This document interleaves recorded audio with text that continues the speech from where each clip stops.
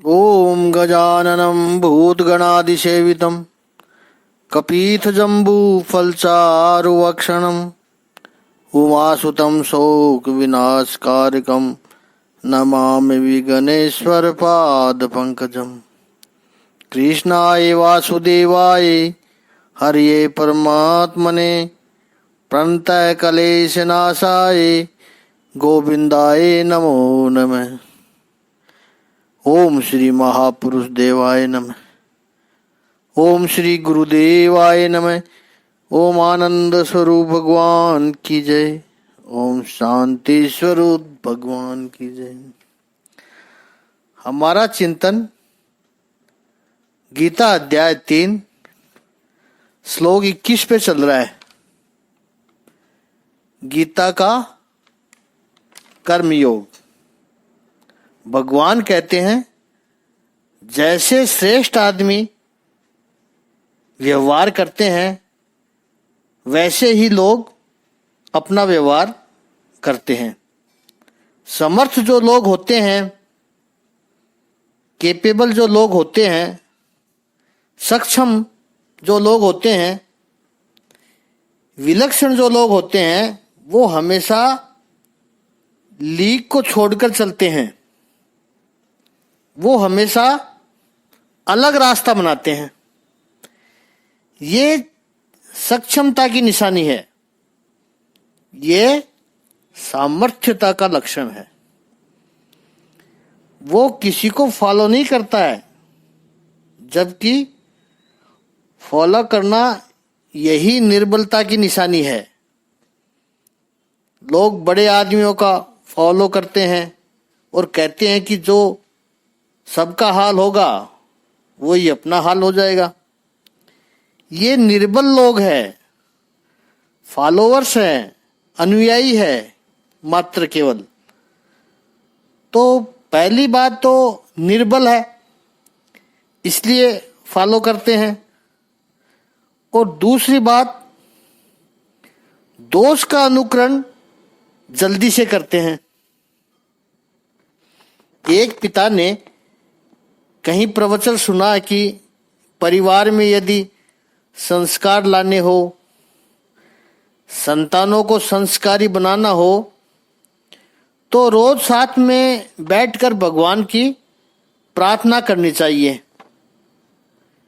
तो परिवार में 6 लोग थे, माता पिता, पति पत्नी, पुत्र और पुत्री। तो उस व्यक्ति ने तय कर लिया कि हम सब साथ में बैठेंगे और भगवान की प्रार्थना करेंगे 15 मिनट के लिए। 10 दिन तक बहुत सुंदर तरीके से सब कुछ चलता रहा, सही चलता रहा। 11वें दिन पति को वास्तव में कुछ जरूरी काम था और बहुत जरूरी काम आ गया। प्रार्थना 15 मिनट चलती थी, उसने 10 मिनट पूजा की और फिर सबको इशारे में कहा कि पूजा चालू रखो, मुझे जाना पड़ेगा, बहुत जरूरी काम है। ऐसा कह के वो निकल गया। अब उसका 16 साल का पुत्र था। उसने देखा अच्छा ऐसा भी हो सकता है। 10 दिन से वो देख रहा था कि सबके साथ में प्रार्थना करनी चाहिए, ऐसा वो कर भी रहा था।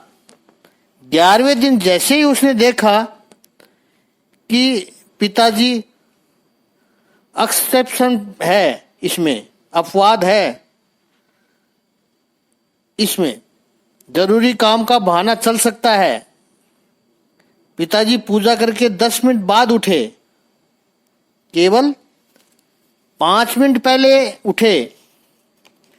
दूसरे ही दिन लड़का 5 मिनट प्रार्थना करके उठ गया। पिताजी ने कहा क्यों? वो कहता है मुझे बहुत जरूरी काम है। अब वो क्या जरूरी काम होगा वो तो वो ही जाने, कि जरूरी काम का बहाना बनाकर प्रार्थना में से उठ सकते हैं। ये उसने दोष का अनुकरण कर लिया बस। बाकी के 5 लोग बैठ करके जो प्रार्थना कर रहे हैं पिता उठा, बाकी के 5 लोग तो बैठे हुए हैं उसको मिला के, लेकिन वो उसने नहीं देखा, उसने दोष देखा और उसका अनुकरण जल्दी करते हैं। ये लोगों की मेंटलिटी है। और इसलिए जो व्यक्ति जितना बड़ा होगा उतनी उसकी रिस्पॉन्सिबिलिटी बड़ी होगी, क्योंकि दूसरे शब्दों में जो नेता के पीछे चलने वाले जितने अधिक फॉलोअर्स होंगे, ज़्यादा फॉलोअर्स बनाना भी एक बीमारी है, उसका एक तरह का नशा चढ़ता है कि मेरे पास इतने फॉलोअर्स हैं।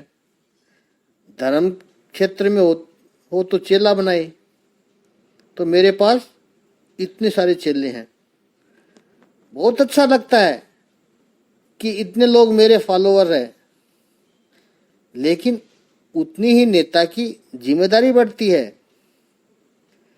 बैलगाड़ी चलाने वाला हो, वो खेत से घर आ रहा है, उसको आधा घंटा लगता है घर पहुंचने में, और वो बैलगाड़ी में निकला है।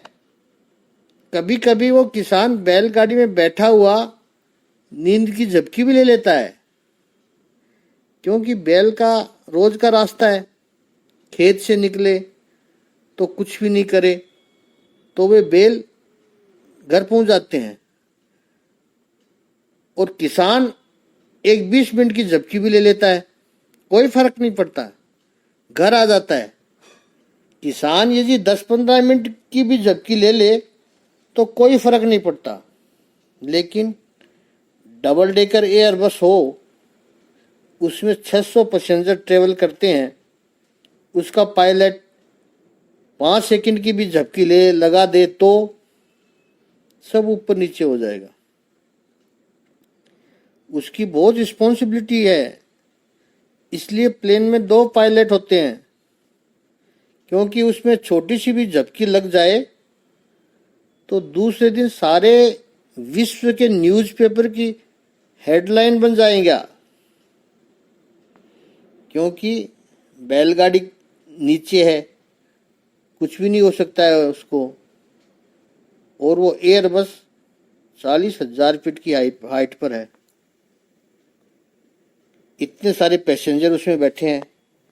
कहने का आशय है कि जितना व्यक्ति ऊपर चढ़ता है, जितने अधिक लोगों का वो नेतृत्व करता है, उतना ही उसका दायित्व है, उसकी रिस्पॉन्सिबिलिटी बढ़ती है।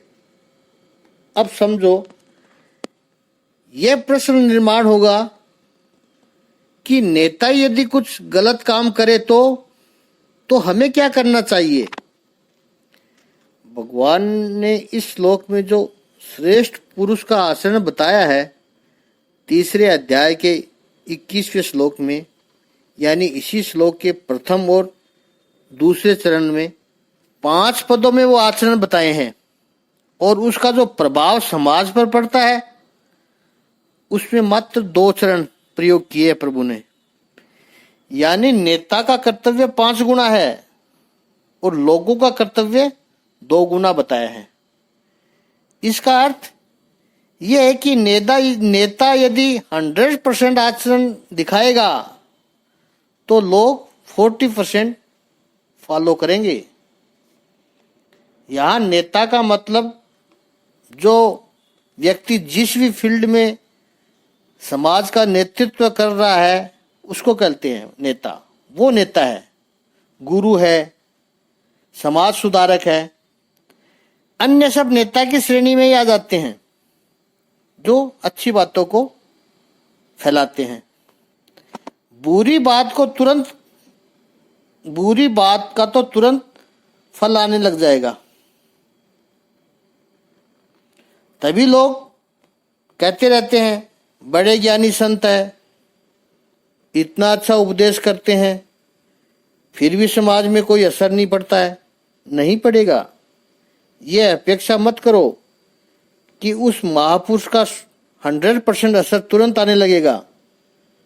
भगवान यहाँ पर प्रतीकात्मक बता रहे हैं कि नेता अगर 100% आसन करेगा तो अनुयायियों में 40% का असर आएगा, और 40% आ जाए वो भी गनीमत है।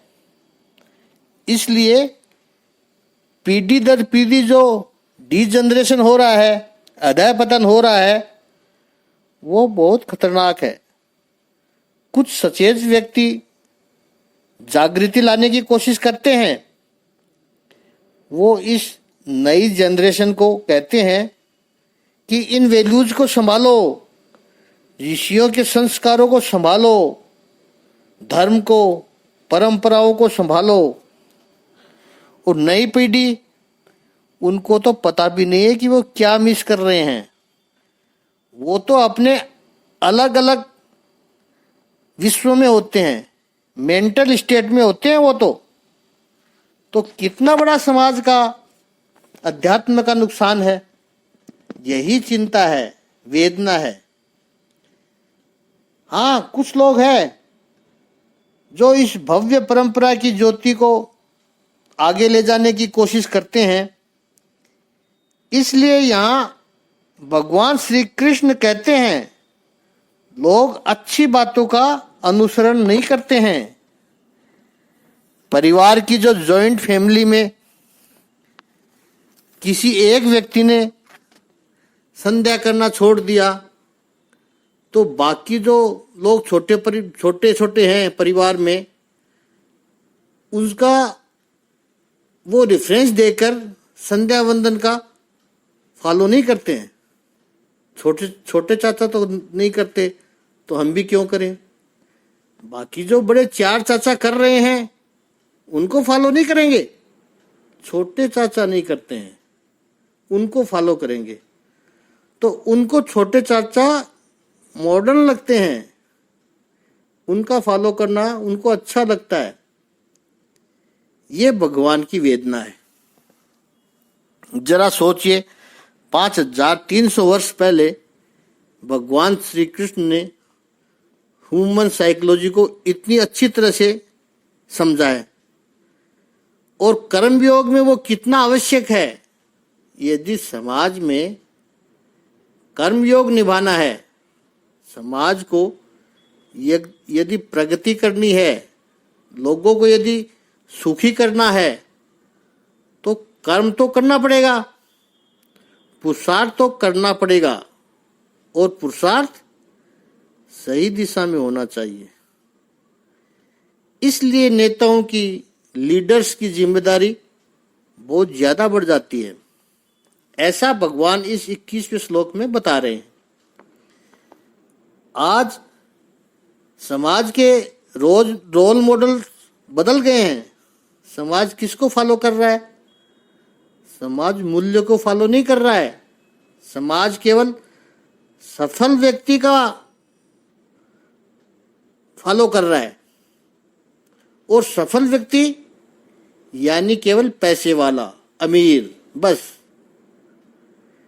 सफल व्यक्ति को आदर्श बनाओ, कोई दोष नहीं है, लेकिन वो सफलता का प्रमाण क्या है, मापदंड क्या है? केवल पैसा? ये तो नहीं हो सकता। जिसके पास पैसा आ गया वो सफल। इस कुछ भी करो, बस पैसे कमाओ, ये आज के समाज का एक अंधा लक्ष्य बन गया है। इसलिए जो समाज में अधः पतन दिखाई पड़ता है, उसका कारण यही है। रोल मॉडल्स गलत आने लगे हैं। इतना अवश्य करना कि अपने संतानों को, अपने आसपास के लोगों को रोल मॉडल अच्छे देना। श्रीमद् भागवत की कथा में, विशेष करके 7वें स्कंद में 3रे दिन जब प्रहलाद जी की कथा आती है, नरसिंह अवतार की कथा आती है, उसमें कहते हैं कि समाज को बुरा है, समाज को बुरा बताया है, बुरा है। समाज को बुरा बुरा है ऐसा मत कहो, समाज हमेशा से ही ऐसा ही है, और ऐसा ही रहा है और ऐसा ही रहेगा। आप समाज को 3 भागों में बांट सकते हो। 5% लोग समाज में अच्छे व्यक्ति होंगे, और ऐसा ही महाप्रभु जी वल्लभाचार्य जी ने 3 प्रकार के लोग बताए हैं। सुबोधनी ग्रंथ में उन्होंने लिखा है, महाप्रभु जी के शब्द है ये। सद्वृत्ति पहला, दूसरा है असद्वृत्ति, और तीसरा विश्ववृत्ति। समाज में 5% लोग हमेशा ही ऐसे ही अच्छे होते हैं। ये सद्वृत्ति है, जिनका प्रतिनिधि है प्रहलाद। चाहे कितनी भी मुसीबतें आए, चाहे कितने भी विघ्न आए, चाहे कितने भी लोग उनकी निंदा करे, विरोध करे, कुछ भी करे, ये लोग अच्छे थे, अच्छे हैं और अच्छे ही रहेंगे। दूसरे 5% लोग वो बुरे होते हैं। आप उनको लाख समझाने की कोशिश करो, धर्म का उपदेश करो, कुछ भी करो, वो नहीं बदलते हैं। कुत्ते की दूम की तरह होते हैं, वो कभी नहीं बदल सकते हैं। इन्हीं को हमने असुर कहा है। हिरण्यकश्यप उनका प्रतीक है। वो नहीं बदलेंगे, वो बुरे हैं, बुरे थे और बुरे ही रहेंगे। तो ये दोनों मिलाकर 10% हो गए। बाकी 90% ये फॉलोअर्स है। वो केवल देखते हैं कि समाज में प्रभावी कौन है। जब 5% अच्छे लोग प्रभावी होते हैं तो ये 90% फॉलोअर्स उनके साथ हो जाते हैं, अपना जीवन उनके जैसा बनाने की कोशिश करते हैं। इसलिए आपको समाज में 95% लोग समाज में अच्छे दिखाई पड़ते हैं।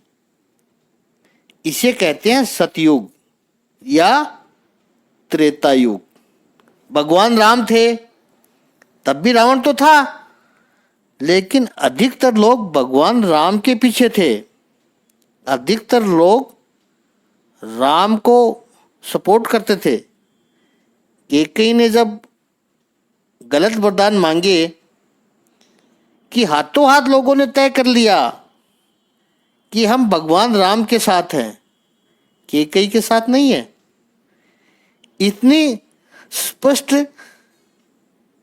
स्पष्टता उनके मन में थी कि भगवान राम वन में जाएंगे तो हम भी वन में जाएंगे। यह है त्रेता युग।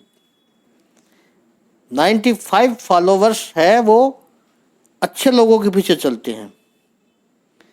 यदि आपको समाज में 95% अच्छे लोग दिखाई पड़ते हैं, हाँ उस समय भी कोई खरदूषण, कोई रावण, ऐसे बुरे लोग भी रहेंगे, कोई ताड़का, कोई शूर्पणखा, ऐसे लोग भी रहेंगे, लेकिन अधिकतर लोग सब अच्छे होंगे। कलयुग में क्या होता है? कलयुग में जो 5% बुरे लोग हैं वो इतने प्रभावी हो जाते हैं, इतनी चकाचौंध उनकी हो जाती है कि बाकी के 90% फॉलोअर्स इन 5% गलत लोगों का फॉलो करने लग जाते हैं। इसलिए कलयुग में आपको 95% लोग बुरे लोग दिखाई पड़ते हैं, लेकिन उस समय भी 5% अच्छे लोग हैं जो सत्कर्म कर रहे हैं, जो निष्ठा से अपने सन्मार्ग पर डटे हुए हैं। अगर ऐसे 5% का वो 90% लोग फॉलो करे तो 21वीं सदी में भी सतयुग आ सकता है। इन 90% लोगों को बदलने का प्रयास मत करो, वो बदलेंगे भी नहीं। इसलिए धर्म प्रचार का विषय नहीं है, धर्म प्रचार का विषय नहीं है। धर्म आचरण का विषय है। कलयुग में यह भूल हो रही है कि धर्म को प्रचार का विषय बना दिया है, तो धर्म प्रचार करने निकलते हैं, और जो धर्म का प्रचार करने निकले वो स्वयं का आचरण भूल जाते हैं। वो जिसका झंडा लेकर निकले, उनकी किताबें बेचो, उनके फोटो बेचो। वो लोग प्रचार में इतने पागल हो जाते हैं कि वे लोग स्वयं का आचरण भूल जाते हैं, और जब आचरण भूल गए तो धर्म चला गया। तो धर्म प्रचार का विषय नहीं है, धर्म आचरण का विषय है।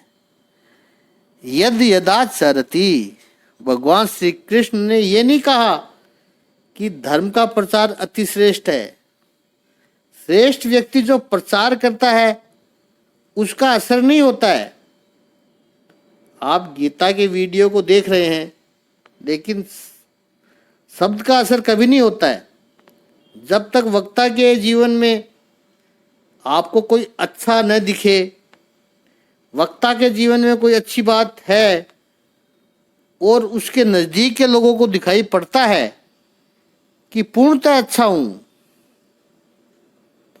ये दावा तो कोई नहीं कर सकता कि वो पूर्णतः अच्छा है, पर प्रामाणिक प्रयत्न दिखाई पड़ते हैं।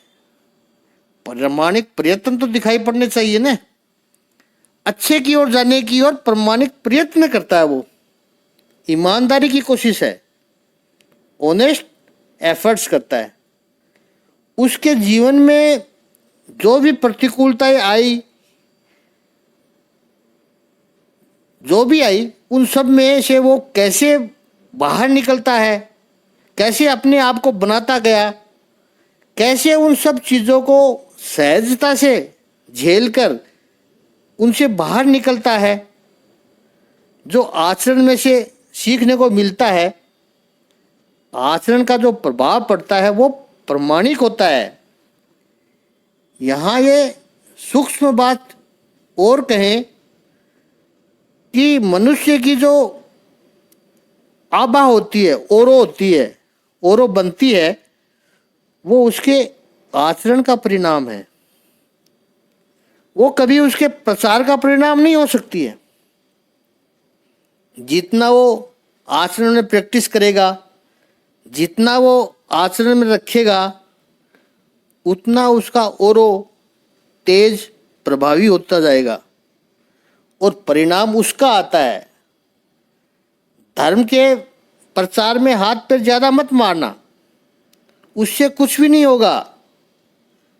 आज यह बड़ी वेदना से कहना पड़ता है कि धर्म के नाम पर आचरण करने वाले बहुत कम लोग हैं।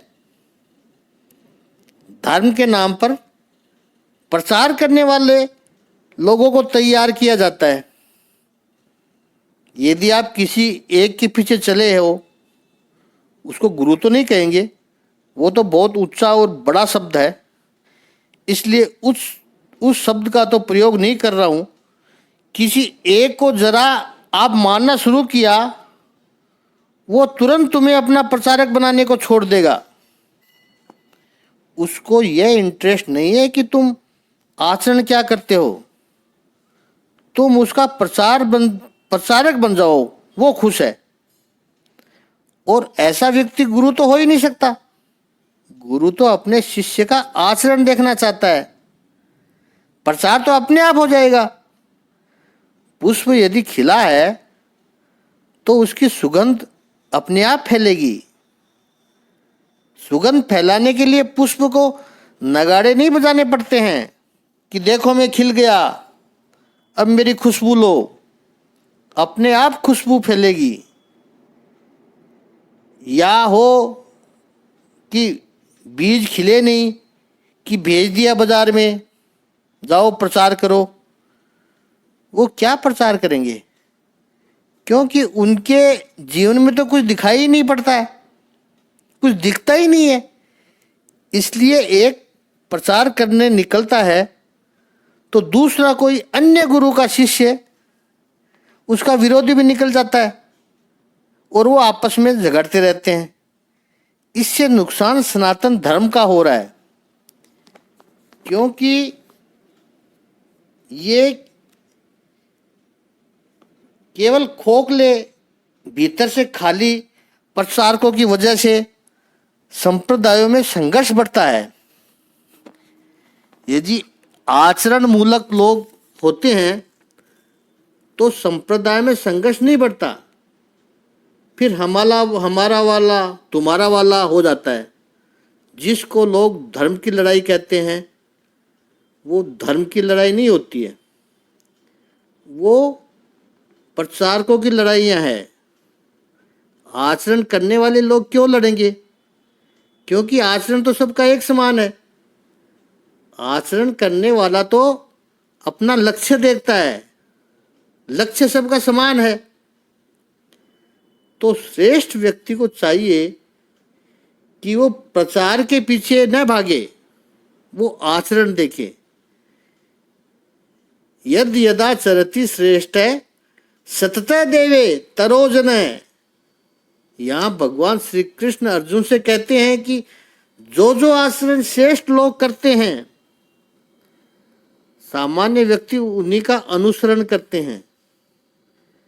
यहाँ भगवान श्री कृष्ण कहते हैं कि जो श्रेष्ठ व्यक्ति करता है उसी का अनुसरण दूसरे लोग भी करते हैं। स यत् प्रमाणम कुरुते लोकस्त दनुवर्तते। श्रेष्ठ व्यक्ति जो प्रमाण सेट करता है, एग्जाम्पल सेट करता है, अन्य लोग उसका आचरण करते हैं। Follow the leader. नेता जब भूल करता है और नेता का इतना बड़ा प्रभाव है, यत यत एव, तो लोग श्रेष्ठ का अनुसरण तो करते हैं। कलयुग में लोगों की भूल यह हो जाती है कि श्रेष्ठ कौन है, इसको भी तो पहचानना जरूरी है। तो श्रेष्ठ की व्याख्या केवल सफलता से करते हैं, और सफलता का मापदंड पैसे को बना देते हैं। जो पैसे वाला है, जो संपन्न व्यक्ति है, उसके पीछे लोग चलते हैं। इसलिए कलयुग में सारे अपलक्षण, अवांछित चीजें, अनवांटेड थिंग्स समाज में दिखाई पड़ते हैं। आज एक बहुत सुंदर प्रश्न पर चर्चा आरंभ करना चाहते हैं कि नेता का वर्णन यदि विपरीत लगे, आपने नेता बनाया, श्रेष्ठ समझ के बनाया उसका, और बाद में पता चले कि ये नेता तो आपकी अपेक्षा पर खरा नहीं उतरा है, तो उस वक्त क्या करना चाहिए? बहुत अच्छा चिंतन है इसका।